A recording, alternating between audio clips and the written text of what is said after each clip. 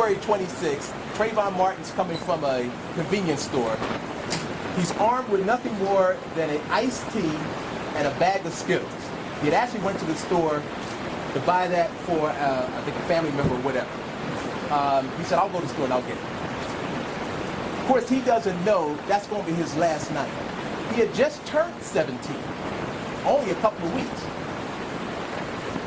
He's walking through the neighborhood in a gated, affluent community in Sanford, Florida. And he's followed by a so-called wannabe cop, George Zimmerman. Zimmerman calls 911, says there's a suspicious guy. Looks like he's up to no good. He's had a lot of burglaries. And I guess George Zimmerman, because one of the questions from the dispatcher was, what color is he? What race is he? He looks to be black. Is he an old guy? Yeah, he's young. Probably like a teenager. As Hal Rosenthal just said, he was told, because they heard the door being unlocked, the car door, as he was following Trayvon. So apparently he's getting out of the car, and the dispatcher says, are you following him? So you don't need to do that. Completely disregards that. Bottom line is, he shoots and kills Trayvon. As a minister, under the leadership of basically Islam and the South Muhammad, our view has always been that we need an intermediary to come between the two problems that we have. The problem we have is the United States and its attitude. For example, George Zimmerman's attitude is the attitude of America. Every time a black man in Philadelphia walks down the street, he's already put in a certain, category. Whether he got a hood on or not. Whether it's dark or light. That's just where we are and where we have been for 400 years in this country. So, I'm not surprised at George Zimmerman. I'm not surprised at what happened to Emmett Till, Sean Bell, Rodney King, and on and on and on. Emmett Till, it's just repetitive with us. And our sisters as well. What the case was not about was stand your ground. Many people think that it was a stand your ground case. It was not. Initially, they were talking about stand your ground because that's the law in Florida, and it's actually the law in 26 states. And if you look at the states that have something like that, there's 43 states that have a combination of stand your ground and the castle doctrine. But if you talk about legislation making law, it's 26. And I say that to say this. What is stand your ground? Stand your ground is an extension of the castle doctrine. What's the castle doctrine? The castle doctrine is a law that says a man's home is his castle.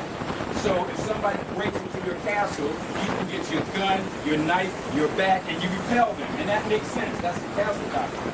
But then the castle doctrine in Pennsylvania expanded beyond the house to the porch, and beyond the porch to the sidewalk, and beyond the sidewalk to the street. That was the first problem. And then we get stand your ground. What's stand your ground? Stand your ground, and it's a complicated legal concept, but I want to wrap all this up in 3 or 4 minutes because we got some other speakers. Stand your ground basically comes down to this: no duty to retreat. Let me repeat that. Stand your ground comes down to no duty to retreat. Before stand your ground, the law was this: if somebody's about to commit a crime against me, and I can back off and protect myself and call the cops, I had to do that. But stand your ground says no. Even if I can close my door on the mother, even if I can put the lock on, even if I can put a shield around my house, I don't have an obligation to do that anymore.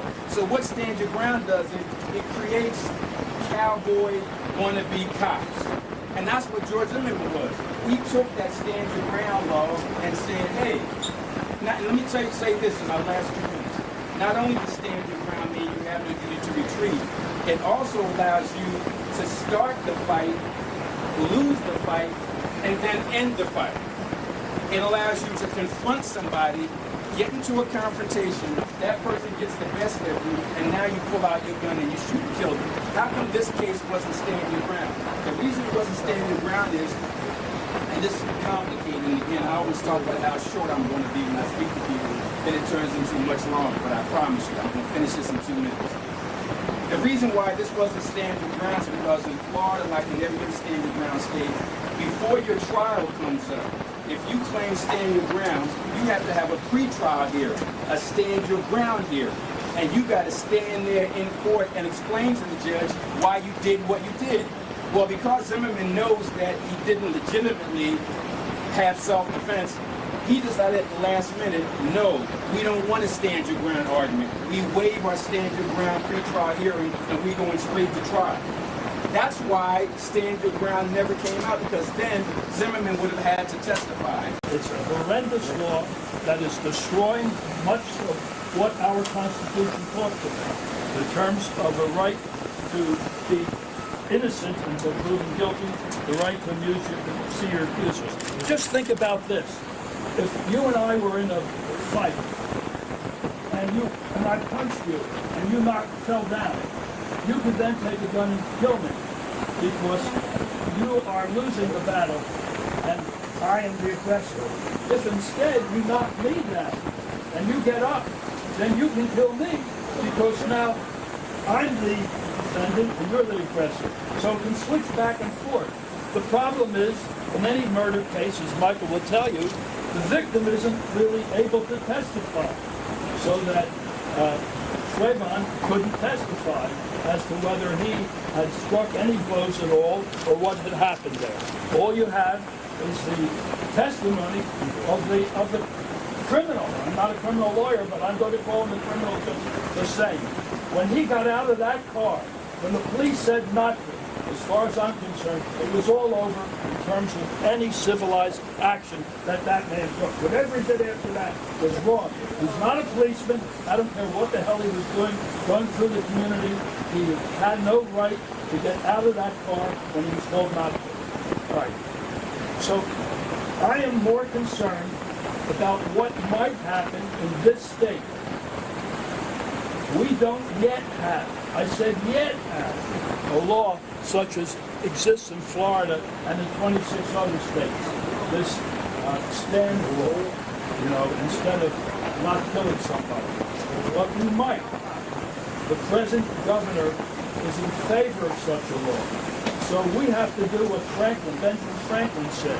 If we want to keep a democracy, we've got to be aware. We've got to be involved. We have elections coming up. We have meetings coming up. We have everybody in this room and beyond, your friends, etc., have to know that we have to stay aware.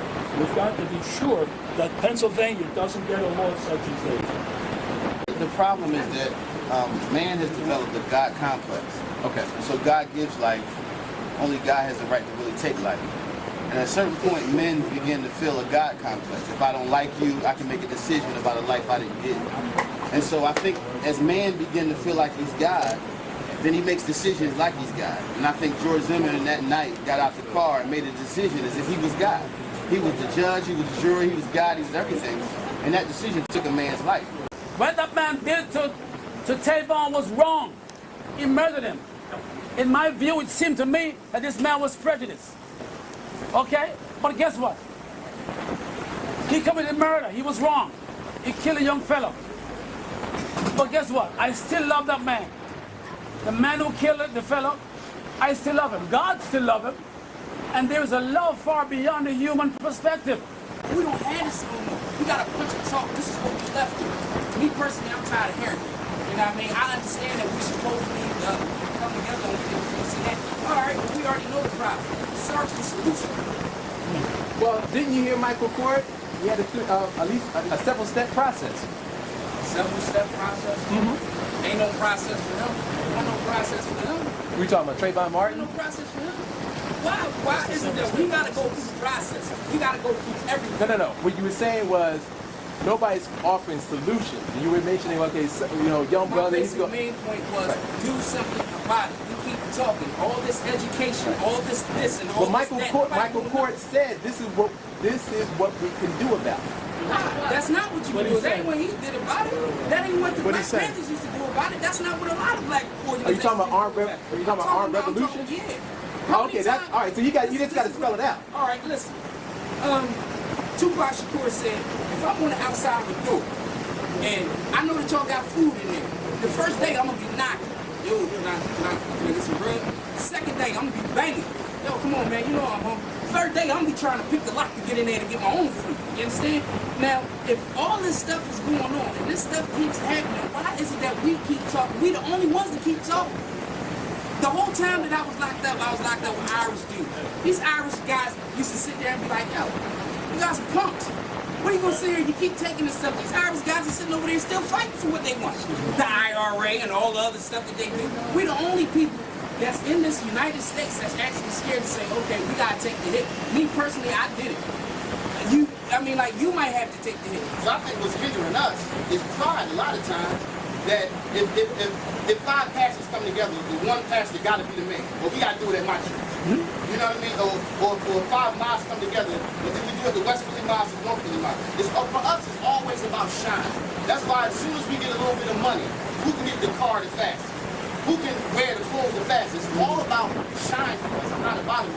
So I 100% agree with you, but I think the problem is, and it's not a disagreement, I agree, the problem with us is that it's never about a real movement about moving on truth. We always got to stop and say, well, who gonna get the shine? Trayvon's mother starting an organization, a national organization. Get involved with it. Find out. Be aware. Don't just stand around and yell and scream. There are things that you've got to look for. They're there. Things are getting organized. In the black community, things are getting organized in the white community. This is an issue, as I said before, that cuts across everything. This is an American, United States, constitutional issue that every one of us are concerned about. So get on the internet, see your representative, your state senator, go see him at 1s, 2s, 3s, whatever.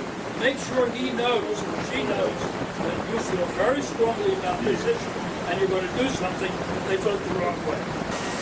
When you were talking, I kind of got the impression that some of the points you were making is that instead of talking all this political stuff and legal stuff, we ought to take it right to it. And maybe we should, but I'll say this about that. A great leader once said that he will say power comes from the people when you got the people. But he will say power comes from the barrel of the gun when he got the guns. If we don't have the guns, the last thing we should talk about is taking out white people or cops or anybody else, because that's what they want us to do. Let me tell you what I did after the George Zimmerman verdict. I went back to 1992. I turned on Ice Cube's Let's Tear This Motherfucker Up, and I blasted it all night long. And then I followed over NWA, Fuck the Police. So I'm feeling good about all that. But after I'm feeling good about all that, I'm thinking, Mike, are you going to get a gun and go shoot the first white person you see? No. Are you going to get a gun and go shoot a cop? No. You can vibe through Ice Cube, and you can vibe through NWA. But at the end of the day, I ain't picking up no gun to shoot nobody if they got more guns than I got.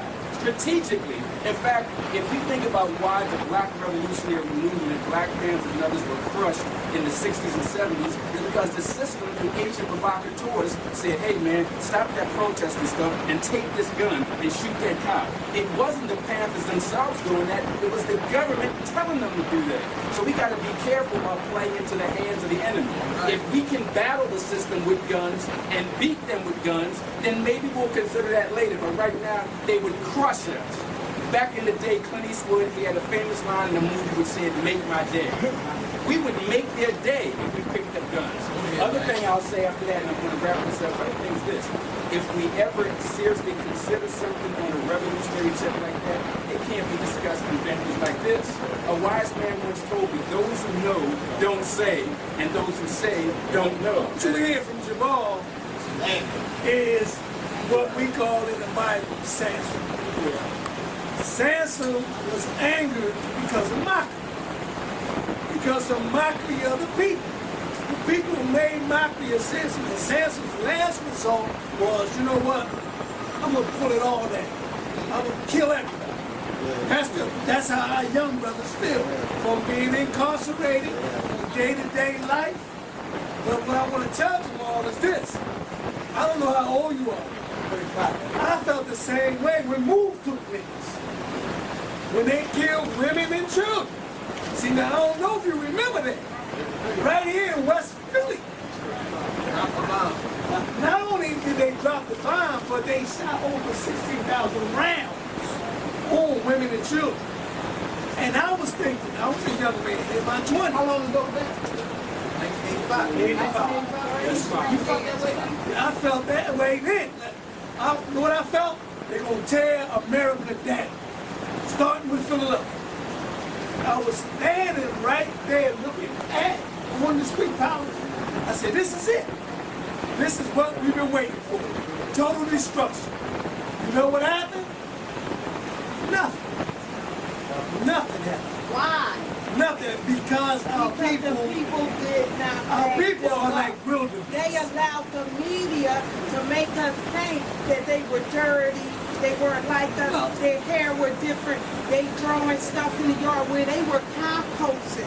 What people just doing today, way back then. And you know, some of this stuff I don't agree with. I agree But with this is the some point. of what you say. This is the point what Jamal is saying, though. I just want to address it from this man. I'm gonna let you have the floor. We're not gonna beat them in the violence. They're the best manufacturers of weapons to destroy the human race. They did it in Hiroshima and Nagasaki. They just knocked the people off just to test out a bomb. So now we go out there with our little pea shooters we got. I seen the Wilmington 10 when they brought tanks in. All right, I'm talking about hardcore weapons. See, now if you want to go up against them, you can't go up against them with no sticks and stones, brother. Well, Farrakhan, I'm not talking about Farrakhan. Okay. I'm talking about reality in life. I'm talking about I actually saw these things while I'm living here with tanks rolling down the street. You know what I mean?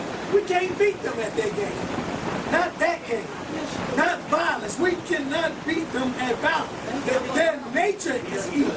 Their nature is evil. They were born to destroy. We got to outthink them. We have some solutions to share. We advocate leaving America. We advocate that we must have a place of our own in which we can raise our own and conduct ourselves in a righteous manner. But while you're here, you need to defend yourself in any manner that's possible. So if you can use the law to defend yourself as well as voting, then you should. You should. But we don't believe that the court system is justice. You can get justice in the court system. The Honorable Elijah Muhammad did not believe that the court system of America would give you any justice.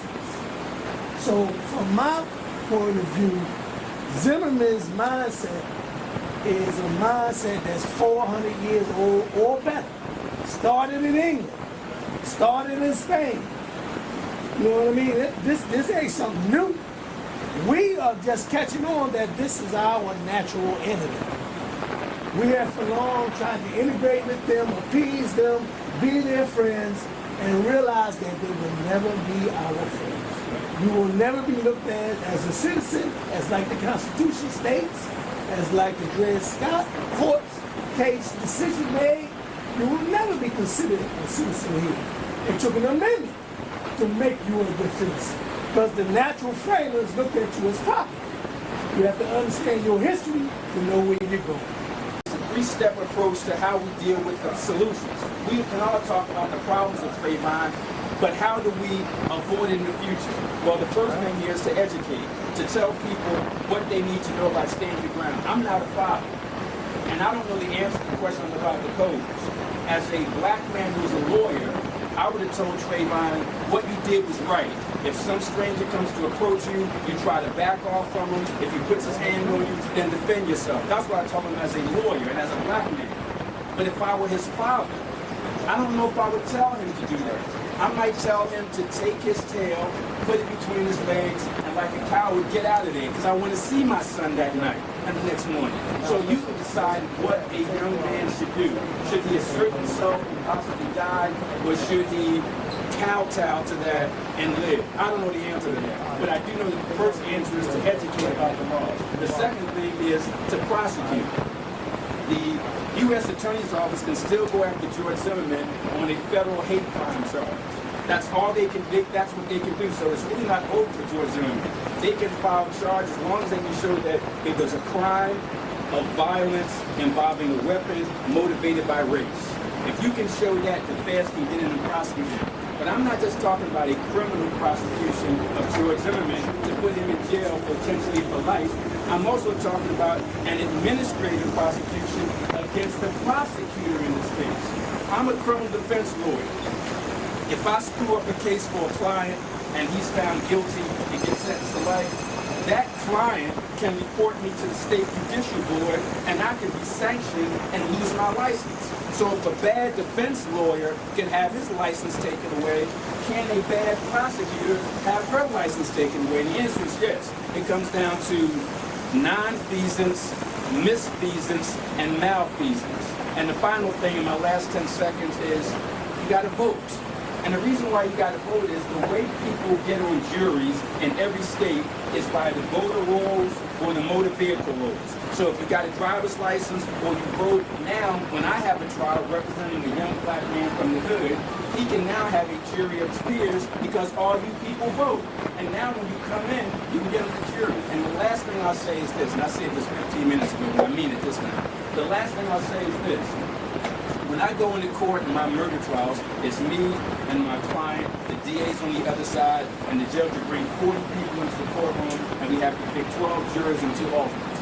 99% of the time, of those 40 people, every black person who comes up to be questioned is coming up with, pardon my language, Minister, bullshit excuses about why they can't be on the jury.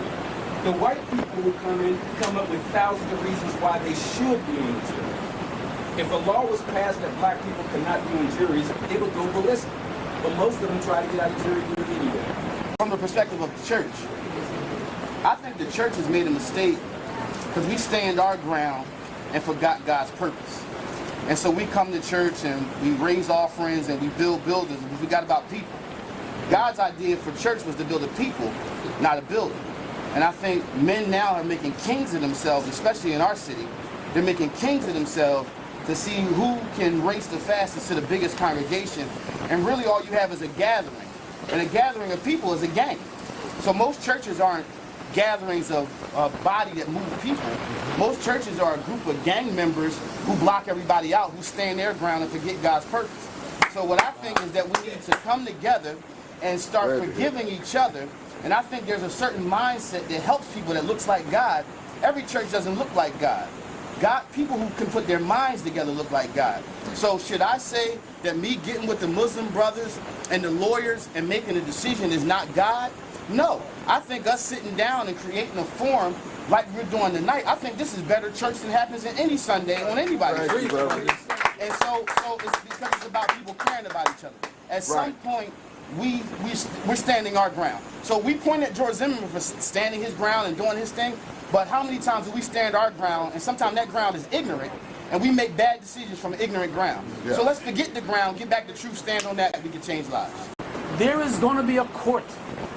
There is going to be a court with the men of God. We shall always stand before the judgment seat of Christ to receive the things done in our body one day. Some folks think that we're not going to go across into eternity.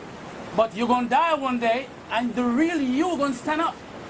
John said, I saw the dead small and great stand before God. How can the dead stand? Because the dead stand in their spirit. You have a body, but you also have a spirit. And one day, all your works are going to come into judgment. The Bible says God shall bring all works, every work, into judgment. So one day, when your body has died, and your spirit remains, because your spirit will remain, the real you lives, you're going to meet a spirit God. God is a spirit. And they that worship God must worship God in spirit and in truth. And I'm telling you, one day He's going to judge us. Thank you, everyone. It was a pleasure. It was an honor. I hope that all of you get something from it. You're watching on YouTube. Thank you. Give me your comments. When he asked me, I thought we'd be here and hold some sort of an academic professorial conversation. Instead, the excitement in this room turns me on. But do something. Don't just yell and scream. Get together, organize, and do something about it. And you know how to do it. I can't say no more than that. Thank you so much. God bless you.